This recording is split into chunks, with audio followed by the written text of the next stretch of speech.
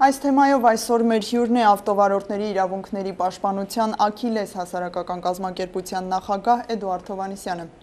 Ողջունում եմ ձեզ IPFA-ի տաղավարում, շնորհակալություն, որ ընդունեցիք մեր հրավերը եւ այսպես, ինչ կարծիքի եք դուք ազգային ժողովում այս քննարկումների վերաբերյալ։ Իմաստունի քրեական դաշտ մտցնել ապահովագրական կեղծարարներին թե ոչ։ Նախ ես ուզում եի ասել, որ մի հատ անդրադառնանք վարչական իրավախախտումների օրենսգրքի այն դրույթներին, որտեղ տուգանք է նախատեսվում վարորդների նկատմամբ մինչև 350,000 դրամ, որը որ հնգապատկվում եւ համապատասխան գումար է դառնում արդեն 1,5 միլիոն անցած եւ դա համարվում է որպես վարչական իրավախախտում։ Ինչ վերաբերվում է ապայի վերաբերյալ այդ խախտումներին, ապա դրանց առավելագույն գումարը հասնում է 150,000 եւ հիմա հարց է քննարկում դարձնել դա քրեական թե ոչ։ Եթե նպատակ ունի դա որևէ իմաստ պաշտպանում ես ձեզ։ Մեր կարծիքով էսպես, եթե մենք ունենք 350,000-ի տուգանք, որը չի նախատեսում քրեական պատասխանատվություն, ուրեմն եկեք դա էլ այդպես թողնենք այդ 150,000-ը որպես վարչական տուգանք։ Բանը նրանումն է, որ մեզ մոտ դեռ 3-րդ տարին է ինչ գործում է այդ ապահովագրությունը, այո,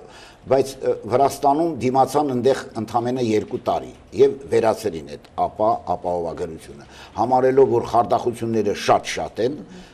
այսինքն այդ անցնում են բոլոր, այսպես ասած, սահմանները այդ վնասները կրում են ապահովագրականները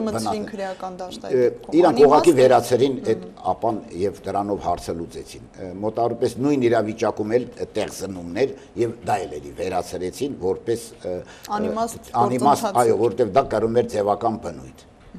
Լավ, իսկ հնարավոր է սահմանել ապահովագրական խարդախությունը, երբ քաղաքացին հստակ կհասկանա, որ այս իրավիճակում ինքը պաշտպանված է, քանի որ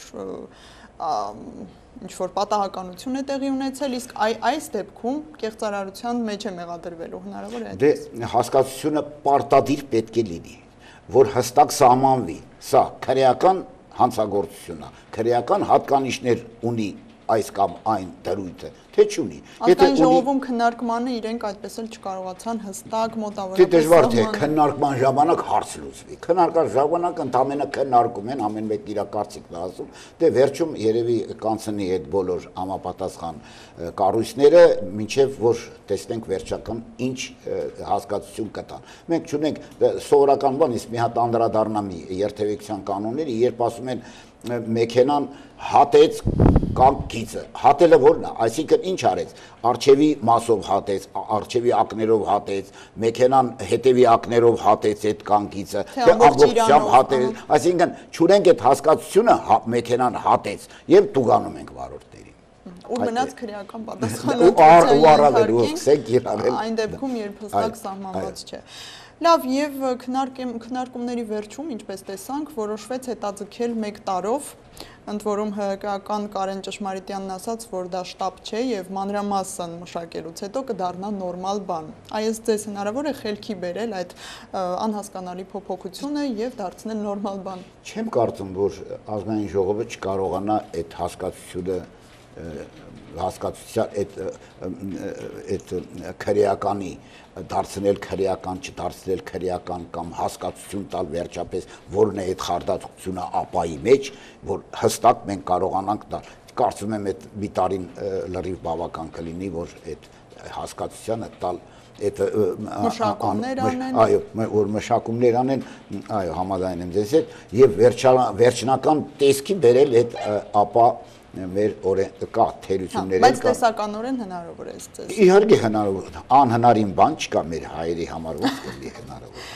Լավ, պարոն Հովհաննիսյան, շնորհակալություն պարզաբանումների եւ հարցազրույցի համար։ Ցտեսություն։